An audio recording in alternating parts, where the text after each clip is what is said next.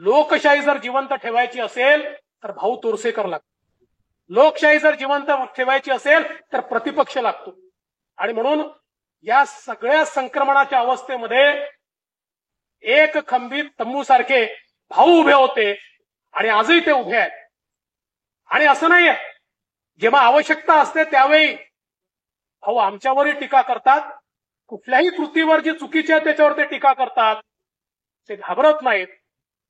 पण सत्तेच्या विरुद्ध संघर्ष हा जो पत्रकाराचा स्थायी भाव आहे तो भाव भाऊंनी कधीच सोडला नाहीये.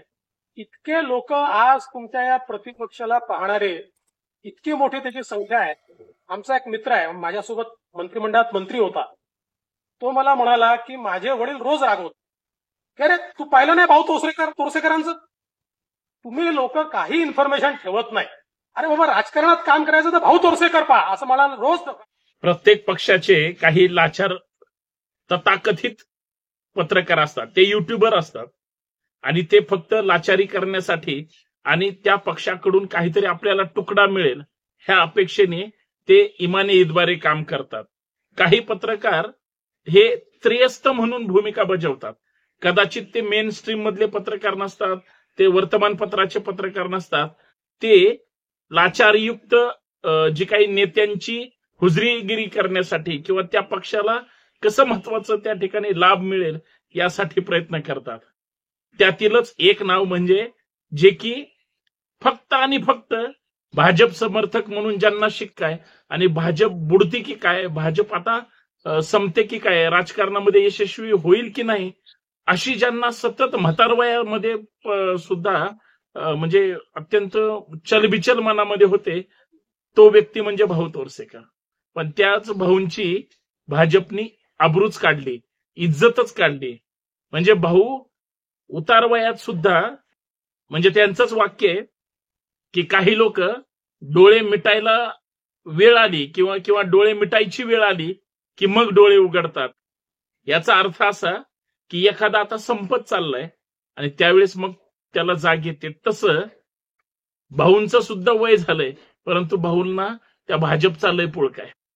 भाऊ म्हणजे भाजपचा एक वयस्कर माणूस जरी एक मुद्दा बाजूला ठेवला तर पत्रकारिता किती सरेंडर किंवा किती एखाद्या पक्षाच्या चरणी लीन करायची, किती फडणवीस साहेबांना मी तुमचाच आहे हे निष्ठावंत म्हणून दाखवण्याचा केविलवाना प्रयत्न.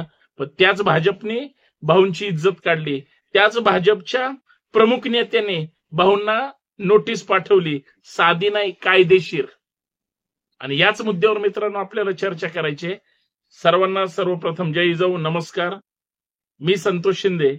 या सामाजिक विचारपीठावर आपल्या सर्वांचं मनपूर्वक हार्दिक स्वागत. विनंती एवढीच आहे, व्हिडिओ महत्वाची आहे, शेवटपर्यंत पहा. जास्तीत जास्त महाराष्ट्राच्या कानाकोपऱ्यात शेअर करा.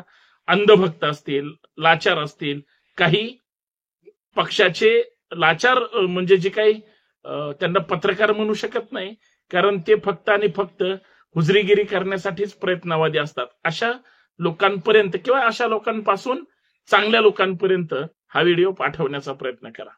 आणि सगळ्यात महत्वाचं, जे ज्येष्ठ वरिष्ठ पत्रकार आहेत, जे या देशाची लोकशाही आणि खरंच लोकशाहीचा चौथा स्तंभ म्हणून जे पत्रकार काम करतात, जे प्रामाणिक आहेत आणि जे निपक्षपाती पत्रकार म्हणून काम करतात, त्या सगळ्यांना मानाचा मुजरा.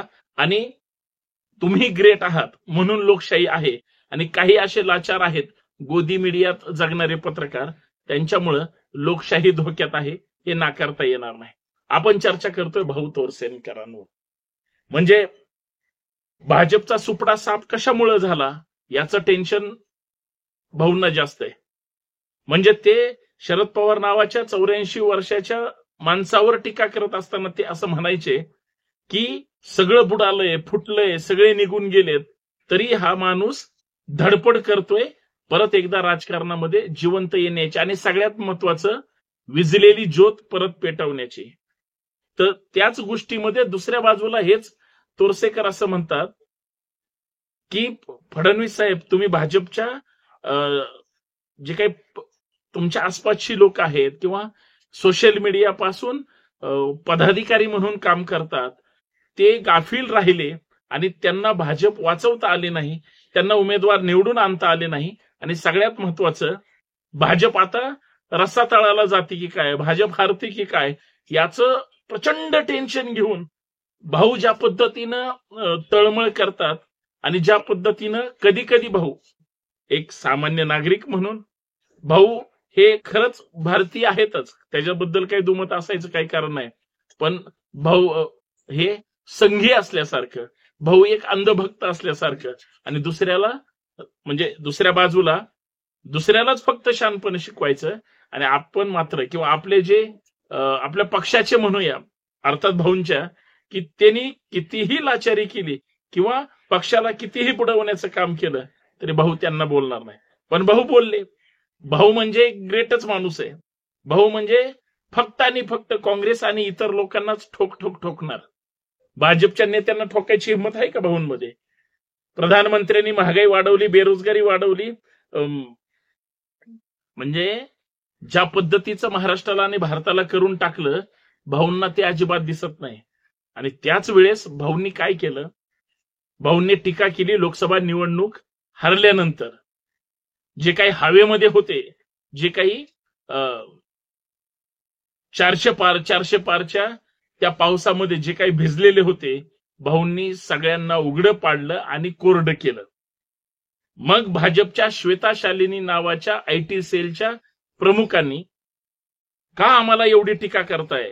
कारण भाऊंचं असं म्हणणं आहे त्या अगोदर, आणि ते तुम्हाला लक्षात आलं पाहिजे की तुमचा आयटी सेल झोपलेला आहे, तुमचा सोशल मीडिया 100% झोपलेला आहे, आणि सगळ्यात महत्वाचं, विरोधकांच्या बाजूने बोलणारे आणि भाजपवर टीका करणारे जे जे काही युट्यूबर आहेत किंवा जे जे काही सोशल मीडियातली लोक आहेत, आणि सगळ्यात महत्वाचं जे जे काही नेते आहेत, ते नेते ठामपणे खरी भूमिका सांगतात आणि सरकारला उघडं पाडतात आणि खोटारड्या लोकांना नागडं करण्याचं काम करतात. ते भाजपच्या जिवारी लागलं आणि म्हणून भाजप हारली, असं तोरसेकरांचं मत आहे. कारण जे जे टीका करतात त्यांनी जे काही टीका केल्यात किंवा जे वास्तव मांडलंय त्याला डिफेन्स करणारी यंत्रणा भाजपकडे नाही, असं तोरसेकरांचं मत आहे. कारण प्रचंड काळजी तोरसेकरांना, फडणवीस साहेब आता काय होईल, मग त्यांच्याकडे पैसे राहतील की नाही, मग ते इथून पुढे आता आयुष्य कसं घालवतील, कदाचित याचं टेन्शन तोरसेकरांना असेल. पण महाराष्ट्राचे द ग्रेट नेते म्हणून फडणवीसांची नोंद आहे. भविष्यात ते केंद्रात जातील आणि तोरसेकरांचा जर आशीर्वाद असेल आणि संघामध्ये जर त्यांच्याकडे परफेक्ट त्या ठिकाणी वशील असेल तर प्रधानमंत्री सुद्धा करण्याची ताकद तोरसेकरांकडे आहे. पण आपला नेता किंवा आपला एखादा म्हणजे समर्थक हितचिंतक आणि त्याचा पक्ष सत्तेतून बाहेर पडतो की काय, आणि पडलाय बाबा, आता काय जमलं नाही, आणि विरोधक मात्र ठामपणे सक्षम झालेत, याचा जो काही म्हणजे सहन न झालेला उद्रेक त्यांनी 4 भाषेमध्ये लिहून टाकला. आणि त्यांचं एक साधं वाक्य की भाजपची परिस्थिती ही डोळे मिटायलेल्या म्हणजे किंवा त्या अवस्थेत आलेल्या माणसाचे जीव जायच्या वेळेला डोळे उघडून पाहणं, याचा अर्थ तो लगेच उठून बसतो असं नाही, परंतु